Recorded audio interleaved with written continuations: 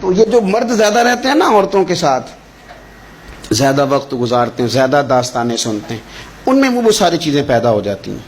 آپ نے ناراض نہیں ہونا، میں دعوے سے کہتا ہوں کہ جو جوان اپنی اماں کے اور ابا کے شکوے کرنے لگ جاتا ہے نا، اس نے 1.5 گھنٹہ باتیں سنی ہیں بیوی کی، ایسے مفت میں نہیں شکوے کر رہا، اس نے ہلکا ہلکا کہیں جی بھی کیا ہے، تو تب یہ ساری کہانیوں نے جنم لیا۔ آپ جس کی صحبت میں بیٹھیں گے اس کا کچھ نہ کچھ اثر ہے، بلکہ عارف رومی تو کہتے ہیں کہ شیر کے بچے کو بکریوں میں چھوڑ دو، بکری بن جائے گا۔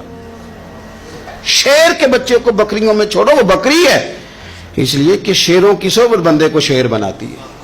تو جب بیٹھنا ہی نہیں ہے، باتیں ہی سارا دن یہ والی سننی ہے، ہر وقت رہنا ہی اسی داستان میں، پھر کمزور باتیں، پھر اپنے ماضی کے دکھ، پھر پتہ نہیں کیا۔ آپ نے ناراض نہیں ہونا، میں بعض جوانوں کی باتیں سن کے میرا دل کرتا ہے کہ اسے کہوں یار تو کیا بات کر رہا ہے، اپنا قد دیکھ، تو اپنی عمر دیکھ، رب نے تجھے مرد بنایا ہے، تو کمال آدمی ہے، تو کھڑا ہو۔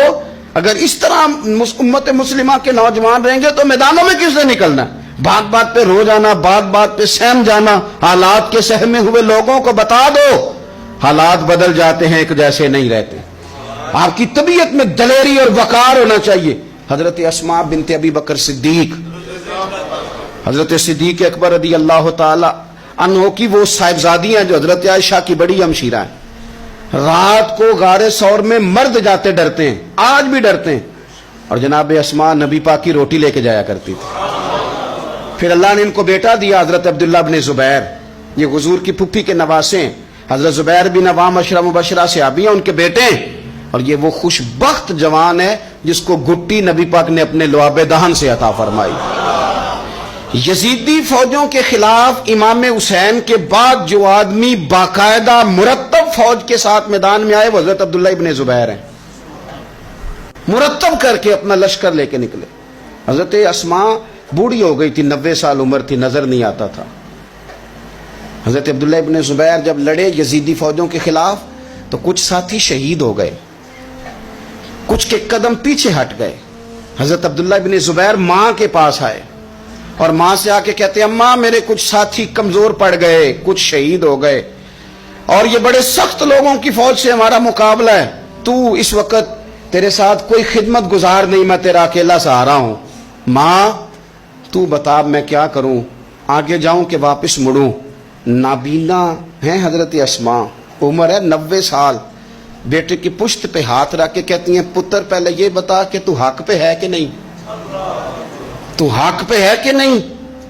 ان ماؤں کی گود میں اسلام پلا کرتا تھا، حق پہ ہے کہ نہیں؟ تو حضرت عبداللہ ابن زبیر کہنے لگے اماں میں حق میں ہوں۔ تو حضرت اسماء کہنے لگے پتر پھر میدان میں جا، اور میرا پتر ایک میرے ساتھ وعدہ کر، کوئی بھی تیر پشت پہ نہ کھانا، سارے سینے پہ کھا کے آنا۔ حضرت عبداللہ ابن زبیر عرض کرنے لگے اماں یہ بڑے ظالم قسم کے دشمن ہیں، یہ آنکھیں نکال دیتے ہیں، ہونٹ کاٹ دیتے ہیں، جسم کے ٹکڑے ٹکڑے کرتے، تو سہ لے گی؟ کیا جواب ہے، کیا طاقت ہے، کیا ہمت ہے۔ حضرت اسماء فرمانے لگی پتر بکرے کو نہ صرف ذبح ہوتے وقت تکلیف ہوتی ہے، کھال اترتے وقت کوئی تکلیف نہیں ہوتی، جا میرا بیٹا میدان میں۔ حضرت عبداللہ ابن زبیر شہید کر دیے گئے، ان کی لاش مبارک مکہ مکرمہ کے چوک میں جنت المعلی کے پاس لٹکا دی گئی۔